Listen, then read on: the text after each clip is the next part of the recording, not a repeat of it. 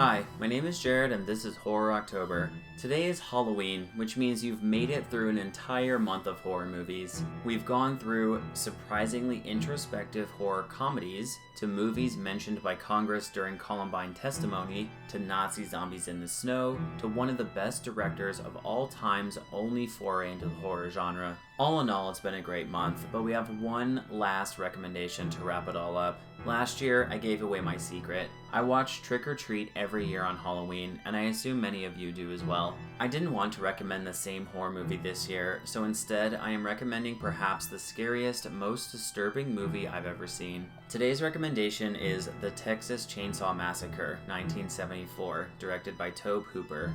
In case you don't know, the setup for this movie is almost unbelievably simple. A group of friends is driving through Texas when they encounter a hitchhiker. They pick him up because I guess this was before The Hitcher came out, but it still turns out to be a poor decision, as he does typical movie crazy person stuff like cutting himself with a knife and talking about how his family works for a local slaughterhouse. They force him out of the van and move on, and head to the nearest gas station. It is apparently out of gas, so they go to a local homestead to wait until the fuel gets delivered.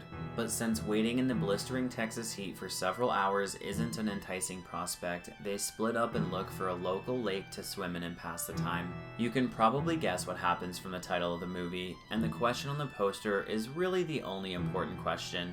Who will survive and what will be left of them?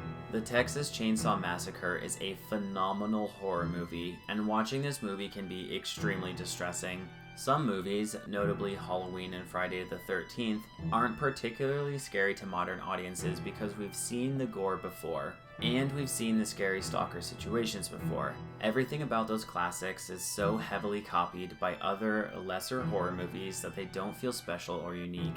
Watching them is certainly interesting, especially to see the introduction of all the essential slasher movie tropes, and check out my series Slasher School for an explanation of what those tropes and themes are. The Texas Chainsaw Massacre does not suffer from the same fate. This movie is as terrifying as ever to watch nowadays, and honestly, I think in some ways it is more terrifying. As cameras have gotten better and flashier, horror movies have become a bit too clean and well produced. I enjoy beautiful cinematography, don't get me wrong, and have recommended several movies this month that utilize artistic shots to perfection, but TCM utilizes the gritty, grainy look to create an almost documentary feel which makes you feel very uncomfortably close to the sickening violence on screen. TCM succeeds by going where most horror movies wouldn't go. Oftentimes in horror, you get the feeling the director held back a bit, not wanting to alienate the audience by showing too disturbing of violence. But that is the entire appeal of this movie. Tobe Hooper marketed the movie as being real, starting off by claiming what you are about to see is true. And while some of the events of the film are based on the real-life serial killer Ed Gein, almost all of TCM is fictional, and thank God for that. The hyper-realism of the film is no accident either. Tobe was constrained by a minuscule budget, but they made the most of it. For example, the special effects are mostly real. The furniture was constructed with real animal bones, and they covered the walls with animal blood obtained from a local slaughterhouse. Art director Robert Burns drove around the countryside and collected the remains of cattle and other animals in various stages of decomposition, which they littered the floors of the house with.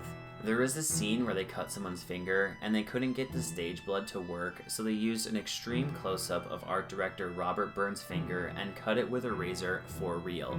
The point of all of this is TCM is incredibly realistic, and this attention to detail really paid off. The movie is so vividly horrifying, it stuck in the imaginations of almost everyone who watched it and spawned an enormous franchise still going strong today. Nothing has quite captured the magic of the original, and I highly recommend you check it out to find out why. Alright, that wraps up my recommendation for day number 31 of Horror October, and check back in next year for another 31 straight days of horror movie recommendations.